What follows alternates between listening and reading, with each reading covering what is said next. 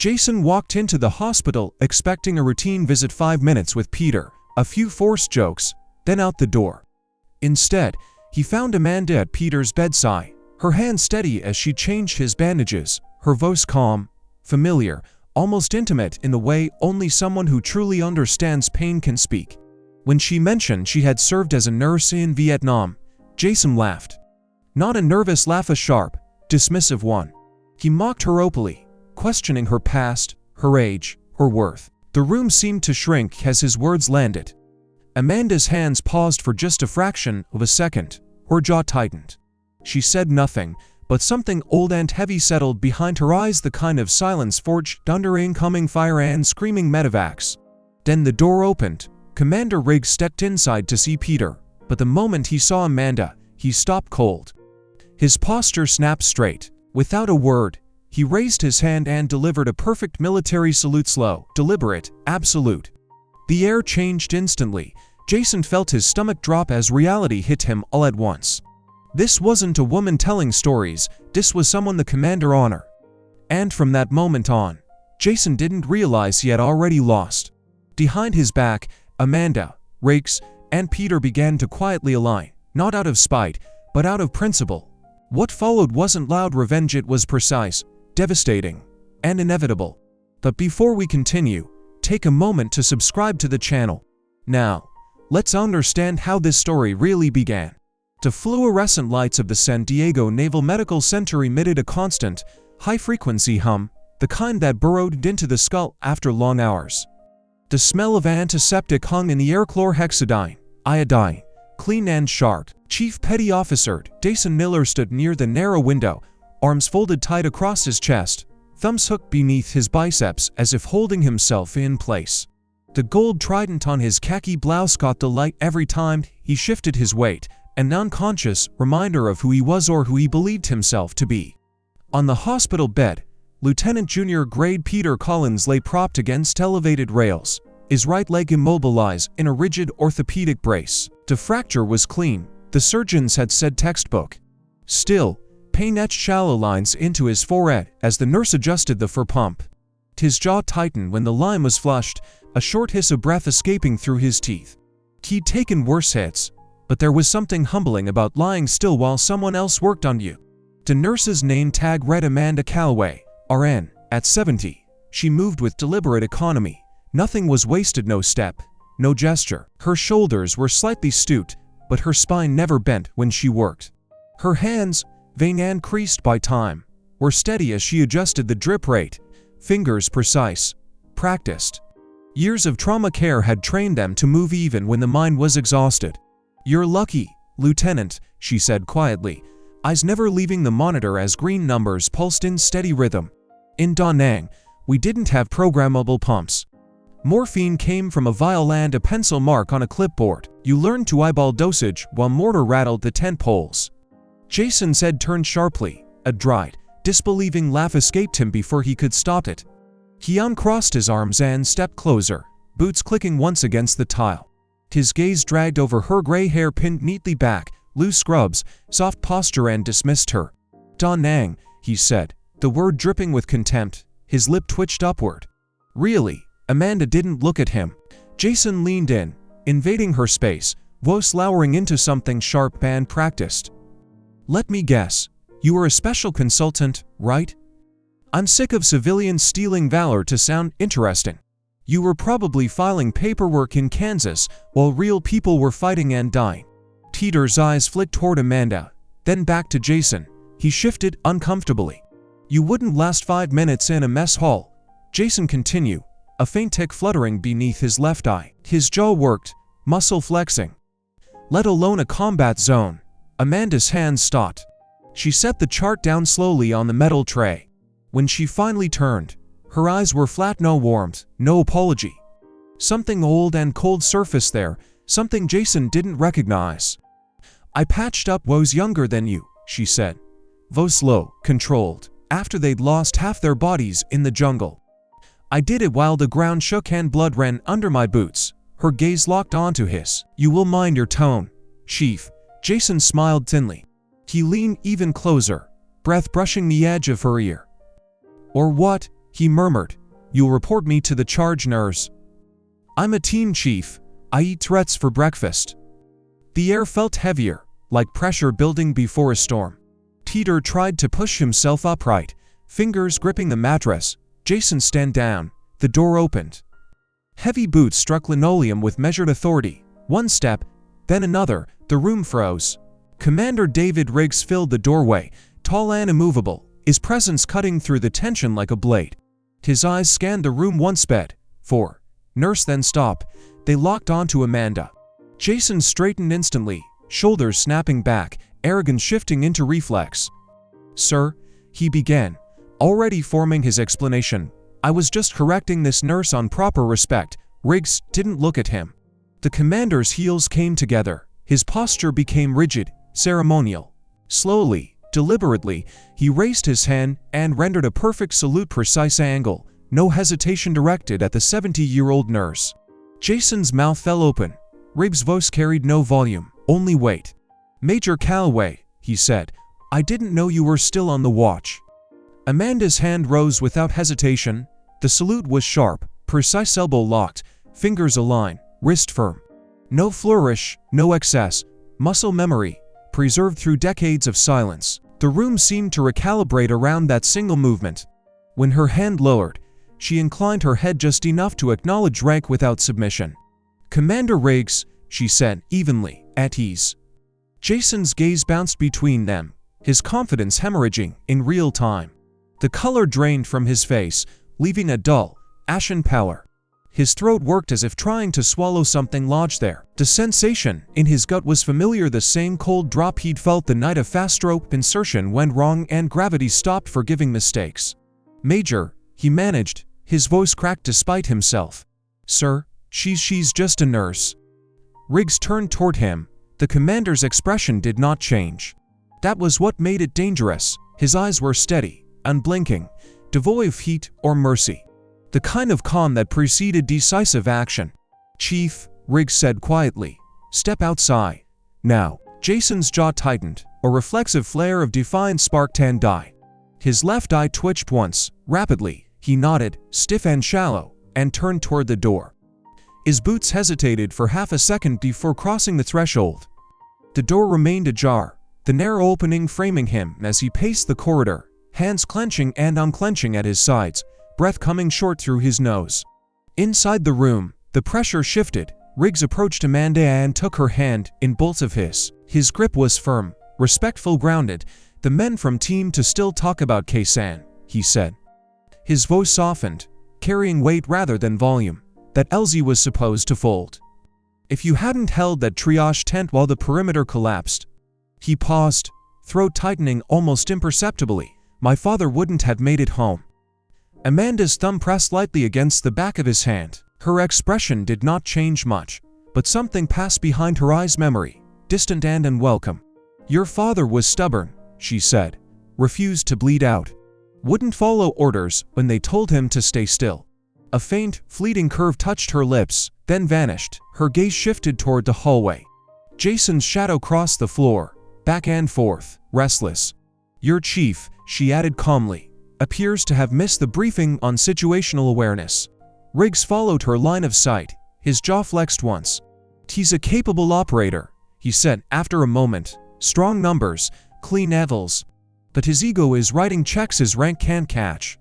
His eyes hardened. "He treats support personnel like furniture. Assets, not people." Amanda released his hand and turned back to the bed. She checked Peter's pulse, adjusted the monitor lead, noted the rhythm without comment. "He called me a liar," she said, almost clinically. "Said I wouldn't last 5 minutes in a mess hall." Peter exhaled sharply through his nose. "Sir," he said, "I's never leaving the ceiling. Jason's been pushing it for months. He thinks the trident makes him untouchable. Like it's a shield instead of a responsibility." Riggs' gaze narrowed. The silence stretched, not empty, but deliberate. Calculation replaced reaction. "He thinks Tier 1 status puts him above correction," Riggs said. "Above accountability." His eyes returned to Amanda. "He's forgotten that modern warfare isn't just kinetics. It's intelligence, dominance, signal, discipline. Respect for the unseen hand that keeps you alive." Amanda met his look. There was no triumph there, only resolve. Riggs inhaled once, decision settling. "Major," he said, "are you available for a consultation?" A pause. "I have a training evolution coming up. One that requires a very specific, opposing force." Amanda's fingers stilled on the IV line. She lifted her eyes slowly. "I'm available," she said. "If the lesson is worth teaching." Riggs gave a single nod. Outside, Jason's pacing stopped just for a moment without knowing why. 3 days later, the Coronado amphibious base sat beneath a low marine layer, the kind that flattened sound and dulled distance. Inside the briefing room, the air smelled faintly of burnt coffee and recycled ventilation. Jason Miller sat at the long composite table, his back straight, shoulders squared, jaw locked. A government tissue pen tapped against the tabletop in a steady, controlled rhythm, plastic against laminate, once every few seconds. He hadn't realized he was doing it until his grip tightened and the pen stopped mid-tap. He kept his eyes forward, not on the door, not on the empty chair at the head of the table. Since the hospital, he had perfected avoidance. No eye contact in the corridors, no necessary comments during PT. He told himself the commander had more important things to worrying about: deployments, budgets, attrition. Old nurses didn't stay relevant in the teams. Paperwork buried incidents like that every day. What unsettled him was the silence.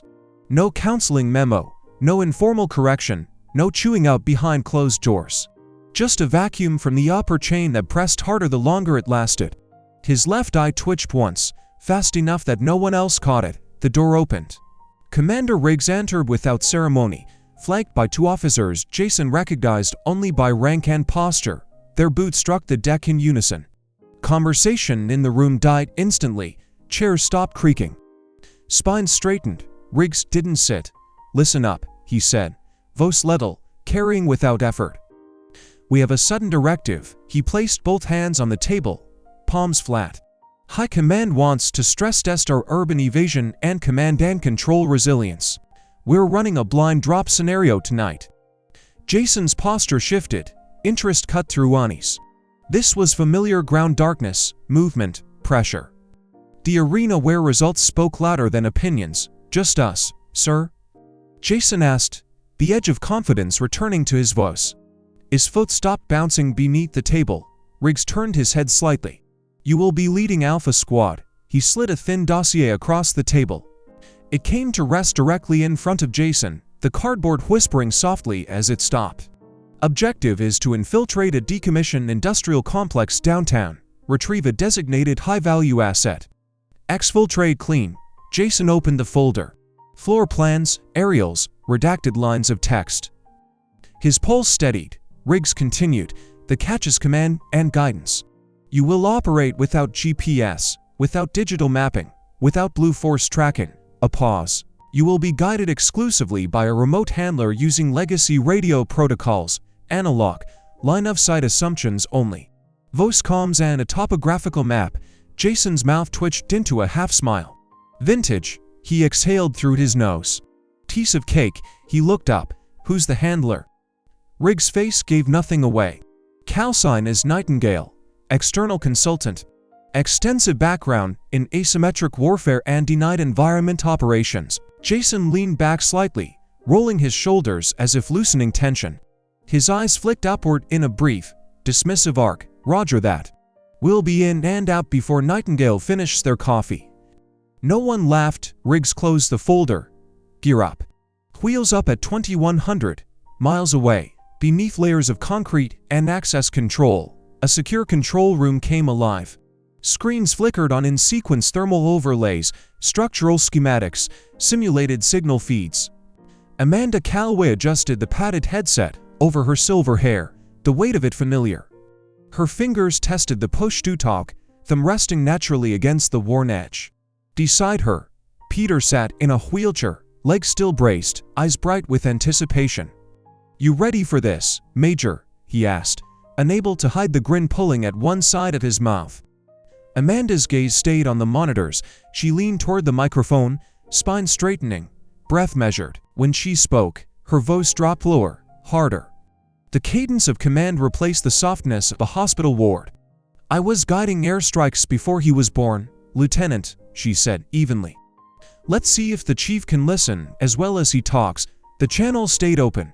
Somewhere across the city, a man who trusted his instincts more than his ears felt the faintest, inexplicable tightening in his chest. The industrial complex loomed like a carcass picked clean by time, corrugated steel ribs exposed, concrete walls sweating rust-tan salt air.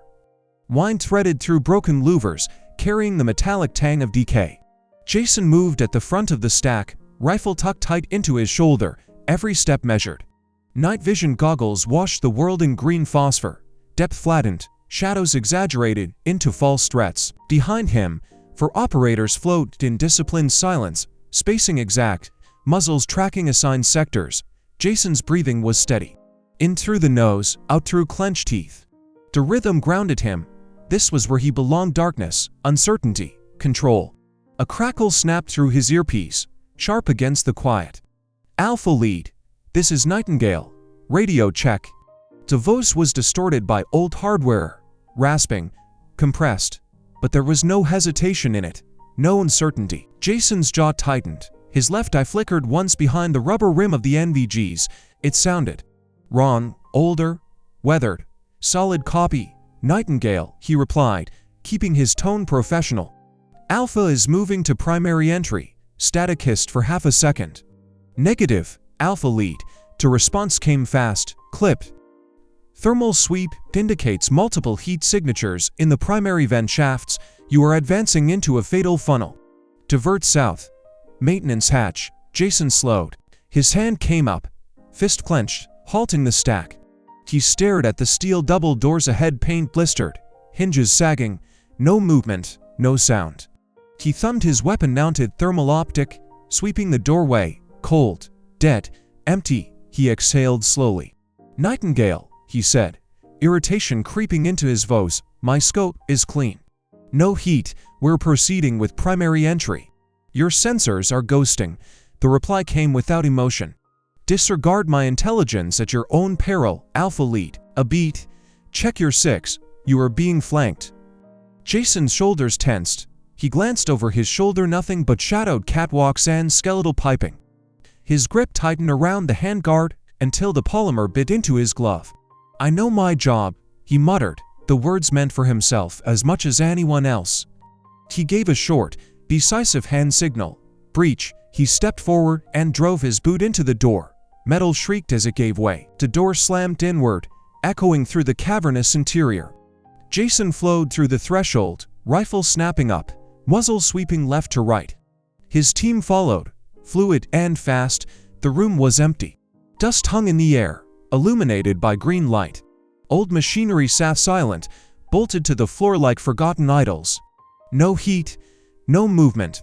Jason felt a surge of vindication. A tight smile tugged at the corner of his mouth. Clear, he said. A short chuckle slipped out before he could stop it. Nightingale, your intel is garbage. We're inside. For a moment, there was only static. Then the voice returned closer now, the distortion thinning, the tone unchanged. You're not inside, Chief, Nightingale said. You're in the kill box. Jason's breath caught.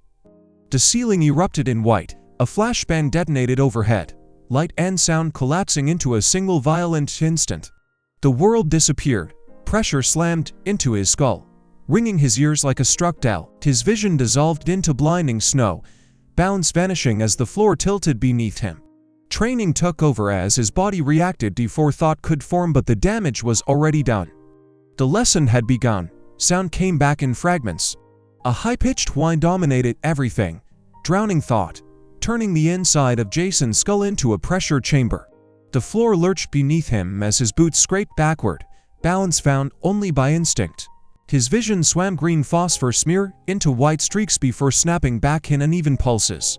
Contact! Contact front! He shouted, voice raw, volume compensating for disorientation. He slammed into the cover of a concrete pillar, shoulder biting hard as he dropped low. The impact rattled his teeth. Almost immediately, paint rounds cracked against the pillar's edge, sharp pops echoing through the space. Wet splats marked the wall inches from his head, bright against the gray. The team fractured. One operator stumbled into a blind corner, another dropped prone to late, scrambling to realign sectors. Muscles crossed briefly before discipline reasserted itself. Breathing grew audible over calm short, sharp exhales, the sound of adrenaline forcing oxygen faster than training preferred. "Citrop, Alpha Lead," Nightingale snapped in his ear. The voice cut clean through the chaos. "Regain control." Jason slapped a fresh magazine into place out of habit, eyes scanning through the ringing haze. "We're pinned down," he barked. "Multiple contacts." "Where the hell did they come from?" "I told you about the vents," Nightingale replied, tone unchanged.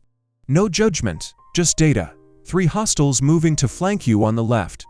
Elevated position, catwalk, northwest quadrant."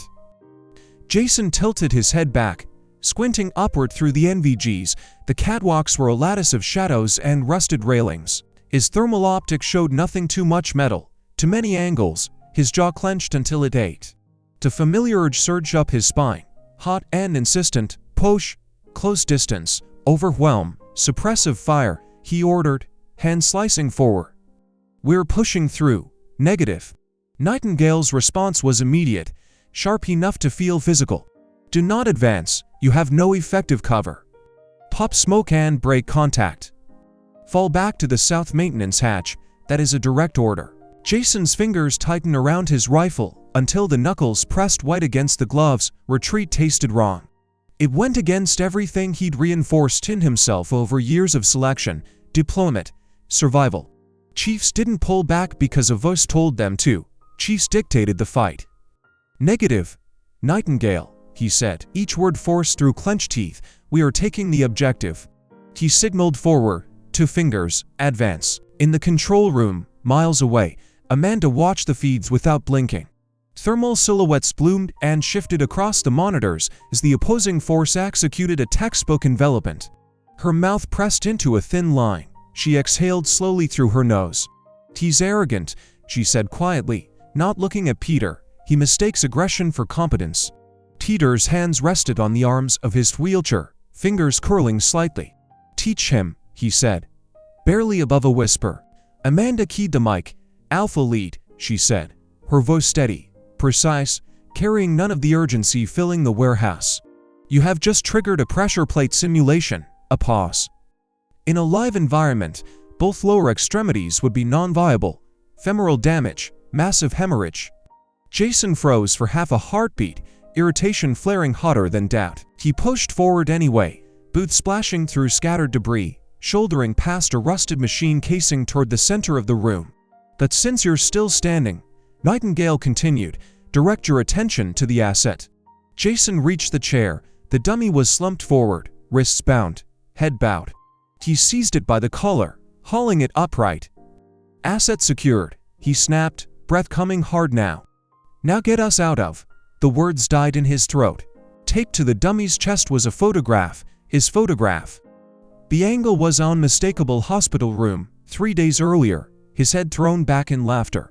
His eyes narrowed with contempt, Amanda's profile visible at the edge of the frame. Across the image, written in thick red marker, were 2 words, "Collateral damage." Jason's hand loosened. The dummy sagged back into the chair, his breathing stalled, chest tight, as something cold settled beneath the adrenaline. For the first time since the flashbang, the ringing in his ears faded enough for silence to rush in. And the lesson finally landed. Jason stared at the photograph as if it might change if he blinked hard enough. The image swayed slightly in his grip, not from movement in the room, but from the residual tremor running through his forearms. Adrenaline still flooded his system, hot and corrosive, but now it collided with something colder, disorientation, the kind that crept in when assumptions collapsed without warning. "What is this?" he demanded, forcing his voice steady. His eyes lifted toward the darkness above the catwalks. "Command, is this part of the script?" The response came without hesitation. "The script has changed, Chief," Nightingale said. The radio compression was thinner now, the voice clearer, closer. "You failed the primary objective, survival." A brief pause, measured. "You led your element into a predefined ambush because you dismissed intelligence you consider inferior. Your task now is extraction. Get your people out." Jason's jaw tightened until the muscles along his cheek stood out sharply. His thumb pressed hard against the photo before he tore it free from the dummy's chest and let it fall. His chest rose and fell once too fast before he could rein it back under control. Before he could answer, the world shifted again. The ambient darkness vanished in an instant. Floodlights snapped on overhead, brutal and white, washing out the green glow of the night vision. Operators cursed as they tore goggles from their helmets, blinking against the sudden glare. The warehouse revealed itself fully, catwalks above, doorways below now crowded with silhouettes. Figures stood along the elevated railings, rifles leveled, paint-marked muzzles tracking every movement. The opposing force, other SEALs, faces hard, unreadable. End exercise. Riggs's voice thundered over the public address system, filling the cavernous space and leaving no room for argument. Jason straightened abruptly, anger burning through the last of his shock. He ripped his helmet free and let it fall to the concrete with a hollow clang. His face flushed dark red, a vein pulsing visibly at his temple. Without waiting for his team, he stormed toward the main access door. Riggs was already entering, stride unhurried, boots echoing against the floor. Beside him walked a smaller figure in a tactical vest, her pace even, posture upright. "This was a setup," Jason shouted, the words tearing out of him. "The intel was bad, the sensors were wrong." Riggs stopped several meters away. He didn't raise his voice. He didn't need to. "The intelligence was flawless," he said evenly. "You chose not to trust the source." Jason opened his mouth to argue again and stopped. The smaller figure stepped forward, out from Riggs's shadow and fully into the light. Amanda. She wasn't wearing hospital scrubs. The olive-drab field jacket fit her frame as if it had never left her shoulders. The major's insignia on the collar caught the light. In her hand was the radio headset, the cord still trailing loose, as if she had just unplugged herself from the battlefield. Jason's breath locked in his chest, the color drained from his face so fast his lips and pale. His left eye twitched uncontrollably now, rapid and exposed. "You," he whispered. "Me," Amanda said. Her voice was unchanged, the same tone that had guided him moments earlier, level, precise, mercilessly calm. "The clerk from Kansas," she continued, meeting his stare without blinking. "Or, as the North Vietnamese army identified me in their intercepts, the intelligence officer assigned to the forward surgical teams." Silence spread across the warehouse. Jason's hands curled slowly into fists at his sides. His shoulders sagged a fraction, as if the weight of the room had finally settled on him. He stared at her, searching for something: mockery, satisfaction, anger, and finding none. Only judgment. Riggs shifted slightly, reclaiming the space. "This wasn't about embarrassing you," he said. "It was about exposing a liability before it gets someone killed." Amanda's gaze never left Jason. "You didn't fail because you lacked skill," she said quietly. "You failed because you decided some voices weren't worth hearing." Jason swallowed. The sound was audible in the sudden stillness. Around them, the watching operators remained motionless, rifles lowered now, eyes fixed on the exchange. No one spoke, no one needed to. The lesson had moved past simulation. Jason scanned the warehouse, instinctively cataloging angles and faces the way he always had, but this time there was nowhere to anchor his authority. His entire squad stood frozen near the breached doorway, rifles slung but eyes sharp, watching him instead of the perimeter. On the catwalks above, the opposing force remained motionless, muzzles still pointed downrange, helmets tilted slightly as if studying a failed experiment. Even the air felt different, thick with ozone from the floodlights, heavy with the smell of dust and hot metal. Jason squared his shoulders, jaw tightening, trying to stitch his command presence back together through sheer posture. "So what?" he said, forcing a scoff that sounded hollow even to his own ears. He spread his hands, palms up, a gesture meant to project dismissal. "You played a video game on the radio. That doesn't mean anything in the field." Amanda didn't answer immediately. She closed the distance between them without haste, boots striking the concrete with measured precision. There was no wasted movement in her stride hits a line, shoulders relaxed, center of gravity low. It was the way assault team leaders moved in confined spaces, the way surgeons moved toward an open chest. Jason felt it before he understood it, the subtle recalibration of the room around her. She stopped just inside his personal space, close enough that he could see the faint crease between her brows, the controlled rise and fall of her breathing. Her eyes never blinked, I tracked your movement patterns based on your respiratory cadence over the comms, Chief, she said evenly. Your breathing accelerates by 12% before you commit to a breach. You did it every time tonight.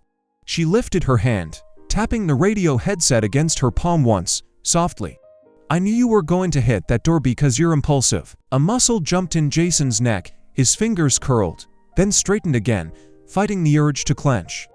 Amanda tilted her head a fraction, as if sighting down a rifle. You think the trident makes you invincible? She continued. The trident makes you a target. It amplifies every flaw you refuse to correct.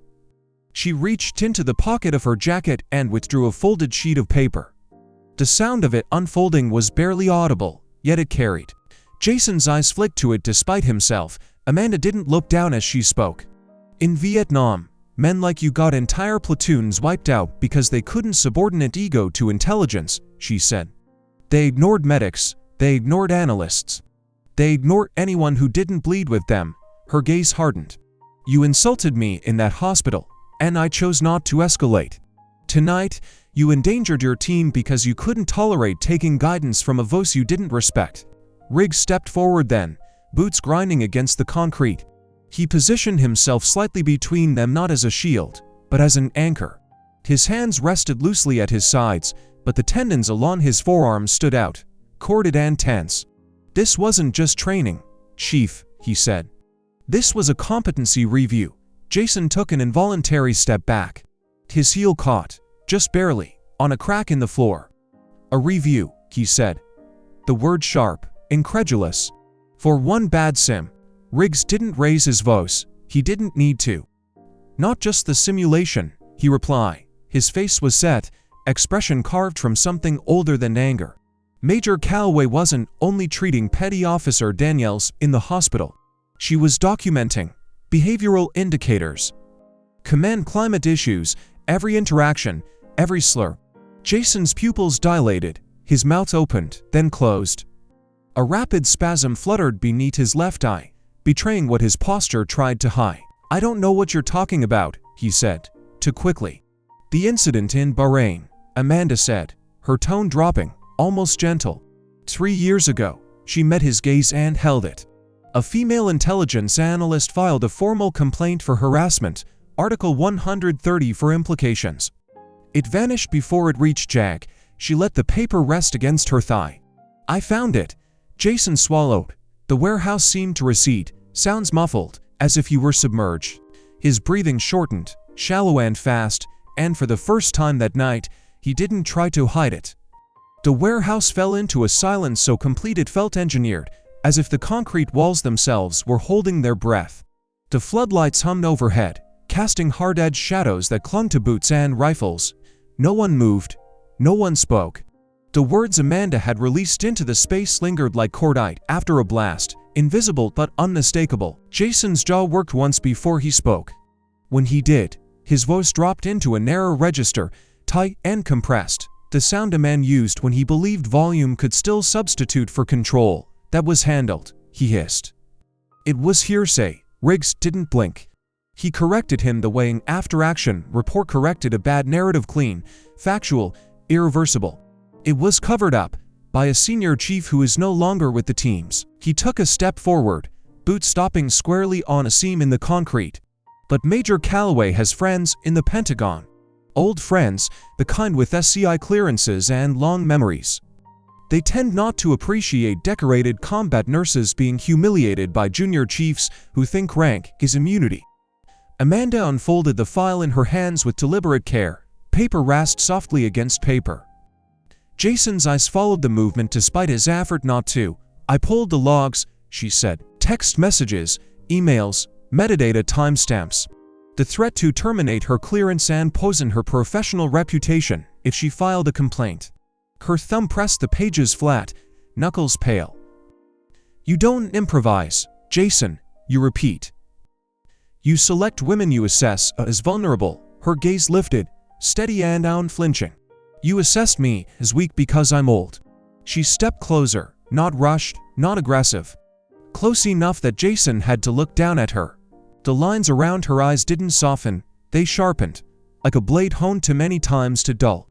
"I crawled through mud to extract wounded men while indirect fire walked across the tree line," she said. "I ran triage with arterial spray in my face and no morphine left to give." Her chin lifted a fraction. "I earned my gray hair." "You merely inherited a title you don't understand and are unworthy of holding." Jason's hands curled into fists at his sides. The tendons along his forearms stood out, rigid as cable. For a suspended second, his weight shifted forward, a half-commitment that made several SEALs adjust their stance. Leather creaked, fingers hovered near sidearms without touching them. No one issued a command. They didn't need to. The tension crackled, sharp and live. "Go ahead," Riggs said quietly. His voice didn't rise, didn't harden. It simply existed, immovable. "Give me a reason." Jason's chest expanded, then collapsed in a long exhale. The fight bled out of him through his shoulders, which sagged as if a load had finally been acknowledged. His gaze drifted past Riggs, past Amanda, to his squad. They met his eyes without flinching. There was no fear there, no loyalty either. Only something colder, disappointment edged with contempt. The quiet professionals had no space for bullies, no patience for men who mistook intimidation for leadership. Riggs nodded once, the decision already made long before the words arrived. "You're done, Miller," he said. "You are relieved of duty pending a board of inquiry." He extended his hand, palm open. "Surrender your sidearm and your comms." Jason hesitated, then reached for his weapon. The metal cleared the holster with a muted click. He placed it in Riggs's hand, followed by the radio. The exchange was efficient, impersonal, final. The walk to the exit stretched into something almost unreal, each step measured, each breath loud inside Jason's head. His hands moved on instinct, reaching for buckles and straps he had adjusted 1,000 times before. Helmet off, chin strap released, the weight lifted from his neck, but not from his chest. He peeled the plate carrier away, the Velcro tearing open with a harsh rip that cut through the silence. He let it fall. The impact against the concrete rang out, sharp and final, like a gavel striking a sounding block. His rifle followed, then the belt. Then the last pieces of kit, gloves, knee pads, the small personal items that had once made him feel armored.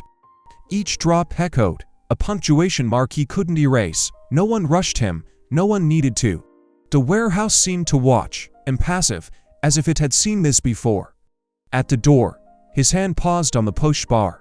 His shoulders tightened, drawing up for a second as though he might brace himself against the outcome. He turned back slowly. Amanda stood near Riggs, her posture relaxed but alert, weight balanced evenly on both feet. Teeter had been wheeled in beside them, blankets tucked around his legs, his back straight despite the chair. Jason's eyes flicked over the scene, cataloging it the way he once cataloged threat sectors. The muscles along his jaw jumped. "You ruined my life over a joke," he spat. The words came out jagged, bitterness leaking through the cracks of control he could no longer maintain. Before Amanda could answer, Peter leaned forward slightly, fingers tightening on the armrest of the chair. His voice carried, steady and unstrained, "No, you ruined it yourself." She just turned on the lights. Jason's nostrils flared. His mouth opened, then closed again. Whatever response had been forming stalled, trapped behind the weight of too many witnesses and too much evidence. Riggs didn't raise his voice. He didn't need to. He gave a brief nod toward the military police waiting at the edge of the light. "Escort him out." The MPS stepped in, professional, hands light on Jason's arms. As they guided him through the doorway, the sound of his boots faded down the corridor, each footfall diminishing until it was gone. The door closed with a soft, pneumatic sigh. The change in the warehouse was immediate, though no one announced it. Shoulders lowered. A few breaths escaped that had been held too long. The edge drained out of the air, leaving behind something quieter, heavier respect. The SEALs from Jason's squad approached Amanda, not in a rush, but with the careful spacing of men who understood presence and hierarchy. Their expressions had shifted. The hard skepticism was gone, replaced by something closer to recognition. The pointman cleared his throat, his eyes dropping for a fraction of a second before meeting hers again. "Major," he said, hesitant despite himself. "Did you really call in airstrikes?" Amanda's mouth curved, just slightly. The steel that had carried her through the confrontation softened, giving way to a warmth that didn't diminish her authority. Her eyes brightened with a familiar, almost affectionate glint. "We had to get creative when the radio batteries die," she said. "Remind me to tell you about the time we used a reflective mirror and a prayer to signal a medevac." A few of the men exchanged looks. One of them exhaled through his nose, a sound that might have been the beginning of a laugh, quickly contained. Amanda remained where she was, small against the vast concrete space, yet utterly unmovable. 2 weeks later, the hospital room no longer smelled of antiseptic and urgency. Sunlight spilled through the wide window, catching on glass vases and petals, turning the space almost ceremonial. Bouquets crowded every surface, unit crests tucked among white lily, handwritten cards wedged between roses. Peter sat upright on the bed, dressed in civilian clothes, his discharge papers clipped neatly to a folder at his side. His color had returned. The hollow look in his cheeks was gone. Riggs stood near the foot of the bed in full dressed whites, ribbons aligned with surgical precision. His hands rested behind his back, posture immaculate, though the tightness at the corners of his eyes betrayed a fatigue that had nothing to do with lack of sleep. Amanda entered quietly, the door barely whispering as it closed behind her. She carried a final chart under her arm. There were faint shadows beneath her eyes, the kind earned over decades of night watches and impossible calls, but her expression held a calm satisfaction. The work was finished. The patient was going home. "We have a small ceremony today, Major," Riggs said, his voice low. "Not for Peter." He stepped aside. In the hallway beyond the door, a dozen SEALs stood in silence. Young faces with freshly earned tridents stood shoulder to shoulder with men whose hair had begun to gray at the temples. Boots aligned, hands flat against trouser seams. They formed to straight lines, an honor guard born not of protocol, but of choice. Amanda's breath caught. Her fingers tightened slightly around the chart, the paper creasing under her grip. Riggs reached into the breast pocket of his uniform and withdrew a small velvet box. He held it for a moment before opening it, as if acknowledging the weight of what had been delayed for too long. "The Navy overlooked a citation from 1972, he said. "Lost paperwork," they said. "We pushed it through." Inside, the metal caught the light, polished, precise. The Navy Commendation Medal, adorned with a bronze V device. "For actions taken during the Tet Offensive," Riggs continued, reading carefully, "and for continued service in the education of the next generation of warriors." Amanda stared at it. Her jaw trembled once before she steadied it. Moisture gathered in her eyes, blurring the hallway beyond, turning the rigid lines of the honor guard into soft silhouettes. She reached out, fingertips brushing the metal as though confirming it was real. Her hand shook not with age, but with memory. She looked up then, past Riggs, past the years. At the young men standing at attention, at the future she had bled to protect, and at the present now standing to protect her. "I was just doing my job," she whispered. Riggs's mouth curved into the smallest of smiles. "So were we." He stepped forward and pinned the metal to her scrubs, the metal settling against the fabric with quiet finality. He took one step back and raised his hand in a slow, deliberate salute, perfect in angle and timing. The hallway followed. A dozen right hands rose as one. Amanda straightened, instinct taking over. Her shoulders rolled back, her spine aligned. For a brief moment, the years fell away. She wasn't a nurse in a hospital corridor. She wasn't a retired major with silver hair and tired eyes. She was Nightingale, the woman who guided men through fire with nothing but a radio and a steady voice, the one who never left her post, and at last, her watch was recognized. If this story moved you, consider subscribing to the channel for more true two-tone, cinematic stories honoring service, accountability, and the quiet professionals who stand the line.